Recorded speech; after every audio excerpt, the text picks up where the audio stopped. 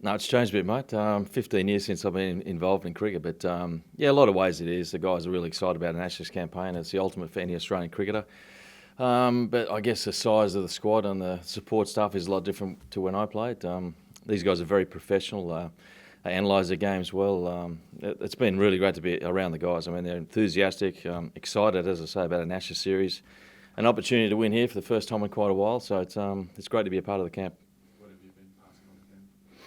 Oh, it's top secret, mate. I can't tell you that. But look, it's basically just knowledge, maybe a little bit of a roadmap throughout my career. I mean, I started playing for Australia. Didn't score a century till my 26th test. Didn't win a test match till my 13th test match.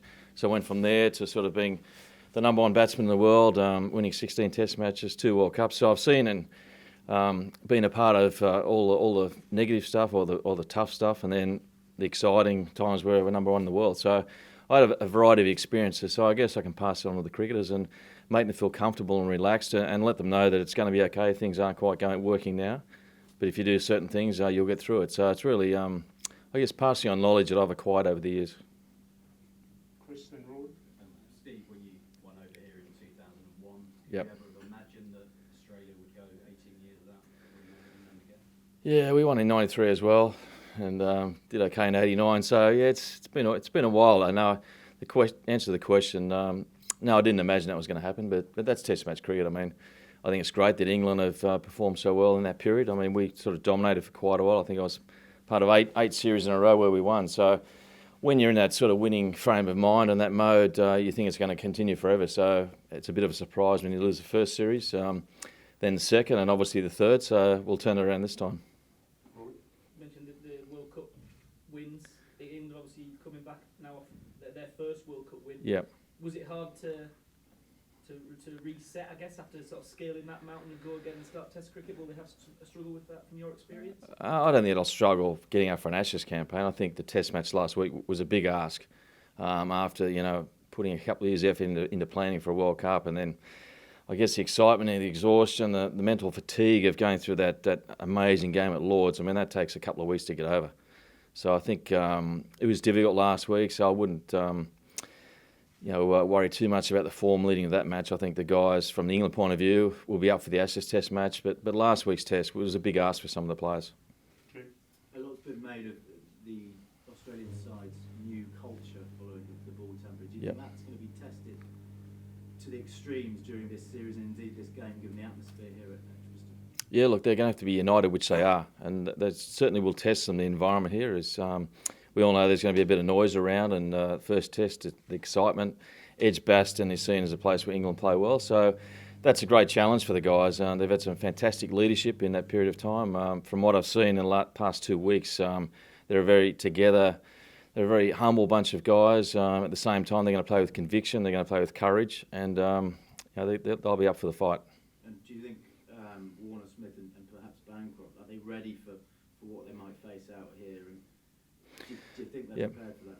Well, I think they're prepared for it, but you're never quite sure what's going to happen. I just hope that, from my experience with English crowds, I mean, obviously they want England to win, but when opposition teams play well, and we've had success here, I think the English crowds are the best in the world. They really appreciate good cricket. So I hope that's going to be the case. There's going to be a small element, of course, it's going to make it tough for our guys, but that's professional sport. You can sort of, water off a duck's back, that sort of stuff.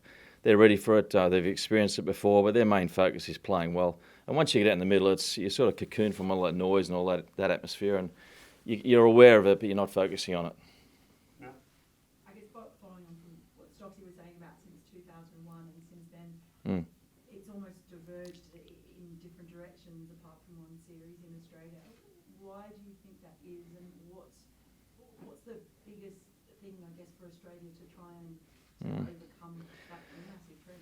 It's hard to answer that question. That's sport. Obviously, one team's got to win, one's not going to win. I think from England's point of view, obviously, opening bowling combinations played a big part in that. The guys have got 1,000 wickets between them, Broad and Anderson. So anyone with that in their attack is going to win a lot of Test matches. So they've played a big part. There've been some close series. I think Australia has fancied their chances a couple of times, and some batting collapses have cost them in the past. It's something the guys have looked at, for this series. So they're aware that they can't afford those sort of lapses. But I think it's just professional sport. England have had a really good side. we've been competitive, but we haven't won the big moments, and that's something we've got to do this series. And can I just follow up on that? Do you think the signs, some people feel the signs have been pointing towards this perhaps being a bit more of a bowler series than a batting series? Do you see that way at all? Oh, look, I'm not going to prejudge it before we get out there. Look, obviously both teams have got very, very good bowling attacks, but at the same time, there's some world-class batsmen in there, and there's some emerging players who have an opportunity to make a name for themselves. I just look back at the '89 series when we come over here. They said we were the worst team ever tour. A lot of young guys who hadn't done that well, and all of a sudden we came together, and there's 3 or 4 of us had the best series of our lives, and that's an opportunity for the young guys in the Australian side and the English side that this is a chance to make a name for themselves in the fiercest battle in Test cricket. Australia versus England, Ashes series doesn't get any better. So I'm expecting a couple of guys to put their name up or score a lot of runs that maybe the experts don't expect in this series. Steve spoke about having experienced all the highs in cricket and the lows of cricket, winning World Cups and all that. So we hear so much about the Ashes. You just spoke about how it's the biggest battle. So to a neutral, can you explain why the Ashes is so big for an Australian, considering like the relations between the countries have, like, this generation, maybe the umbilical is not as tight as it used to be in the past. So what does it mean, like the Ashes? I think it's a history and tradition. It's a bit like India and Pakistan when they play together. There's that fierce rivalry. There's that respect. There's also camaraderie, but there's a history and tradition. And I guess from our point of view, you want to continue really and following the footsteps of some of the more successful sides. And I think you want to uphold those traditions. And just playing out here, the crowds, the grounds, as I say, the history. The little traditions, and you just build it up in your own mind that Australia versus England is where it's at. It's a chance to make a name for yourself and to create your own little piece of history. So it's hard to put a finger on why it's the most important series, but it just is. Okay. Steve, the great team that you captained in particular, obviously had a lot of great players in it, but it was also hard, it was tough, it was mean. Has this Mean? What do we mean? Team Can't recall it. Yeah. Is it almost because you're so good? You seem intimidating, or has this team got that sort of?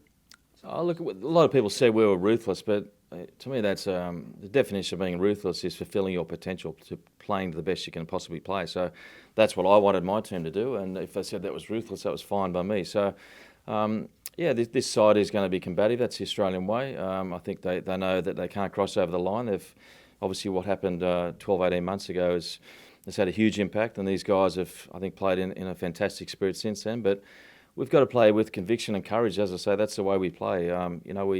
We're brought up to play in a positive, aggressive manner, and I don't see that being any different in this series. Have you spoken to them about that, given what happened with sandpaper and stuff, still be able to maintain that edge despite? Yeah, no, it's not my role to do that. But I mean, Tim Payne and Justin Langer have got that under control. I mean, they're seasoned campaigners. Justin's played over 100 tests for Australia. Tim Payne's done a great job. So those guys, they're switched on. Their antennas up to what's going on. They know how to play in the right spirit. And the Australian, you aren't going to be any shrinking violets out there. They're going to be combative, and it's an Ashes series. So expect them to play in a positive frame of mind with strong body language. Any questions on the World Test Championship? Next is Joe. I don't have a question on the World Test Championship. Why don't you ask one, Burgers? Tell us about the World Test Championship. Yeah, okay. Well, from what I hear, it's a 27 Test series. There's 72 Test matches over 2 years, and I think it's great for Test match cricket. I mean, I played a lot of 18 years, and many people said we were the #1 Test side in the world. But I think unless you hold up a trophy or you can get to that final game, then you're not really sure. So I think Test cricket really needs this. You got the T20 World Cup, the 50-over World Cup, and you need something to hang your hat on if you're the best Test team in the world. And I think as a player of the game, I still think these days Test cricket is any form of cricket where you can really truly test yourself out to your full capacities. And I think players still want to be the best Test player they can be, and the best Test team. So this is a great way to measure it. And this was the ground where you held the mace for the first time 18 years ago, I think. That's right. It was the first time. It was a proud moment as a captain. You want to be the best side in the world, and you want to have a trophy to hold. I mean, with the Ashes, you get the urn. You don't actually hold the little urn, but you get the sort of the crystal one these days. But it's nice to get something at the end of a long campaign. And I think for the Test cricket, it's 2 years. If you're the best team over that period of time, I think you have every right to be known as the best side in the world and to hold a trophy at the end. Joe, Rob, and then Dan. Just Yep. I guess the flip side to that is Australia exited in a way that they wouldn't have been super pleased with. And Ashley Giles earlier said he was worried about how they would pick up England from the floor if they had lost that final. Have you noticed an element of that with the Australian team? Well, lucky he's not around the Australian camp. That's all I can say. Nah, there's no fallout from that. It's a different side. There's different players. I think whoever was going to win that World Cup, they were always going to say it's great for morale going into a Test match series, and whoever lost was going to say it doesn't matter. So that's just the way it was. I mean, this is totally different. We're different players. They're totally focused on preparing for this first test. I think congratulations to England. It was great they won the World Cup, but it's irrelevant when you come Thursday morning, you bowl the first ball in this Test match. They're not going to be thinking about the World Cup. I know you previously had a bit to do with a couple of players in the squad, but has anyone sort of surprised you or blown you away, or maybe even Justin as coach? Is there anything that is particularly different back? Yeah, look, I've been sort of doing this role unofficially in the past, mentoring players and talking to players. So I think they've all been really impressive. It's hard to single players out. I think some of the work ethic at training has sort of blown me away a little bit. The one thing I have been amazed by is Cameron Bancroft's short leg practice. I had a session with the other day and I've never seen anything like it. I mean, when we were playing, no one wanted to be in a short leg and it was like a torture chamber to put someone in there. And but he just loves it, and his training is just out of this world. I mean, I hit probably 40 balls to him at close range. Back in our day, he might have caught 10 of those. I think he caught 39. So if he plays, England beware. He's the best short leg I've ever seen. Steve, one on the Test Championship and one not. With the Australian team that you captained and led to that long run of success, Yep. did you feel like, in hindsight, the team might have been more appreciated if you had that sort of showpiece final every few years to, I guess, vindicate or prove you? Yeah, I think that's a good question. We would have loved that. I'm not sure where the final's going to be played in a couple of years' time. I know it's in England, but I imagine it will be maybe Lords, and for anyone to play in that sort of game at one of the great grounds of the world. I mean, that's something you would have aspired to and loved to be part of. I know as a team, our players really like the big moments, the series where they're playing 1 versus 2, where you knew this side was the second best team and they're trying to take your title. So that was brought the best out of the team. So definitely would have loved to have been a part of that. And just saw you quoted the other day about Steve Smith that you felt that he was still making an adjustment from being captain and coming back and not being. Can you just expand on what that adjustment looks like, and I suppose how you've seen him working his way through that?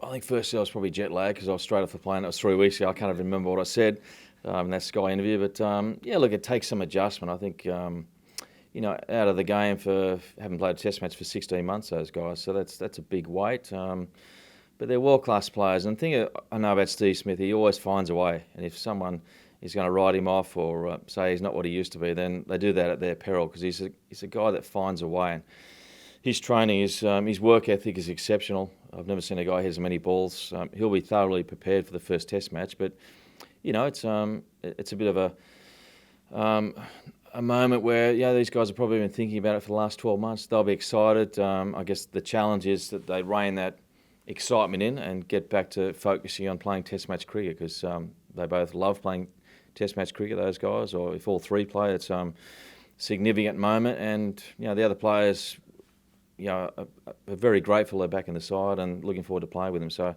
but there will be some nerves. John, and then one more.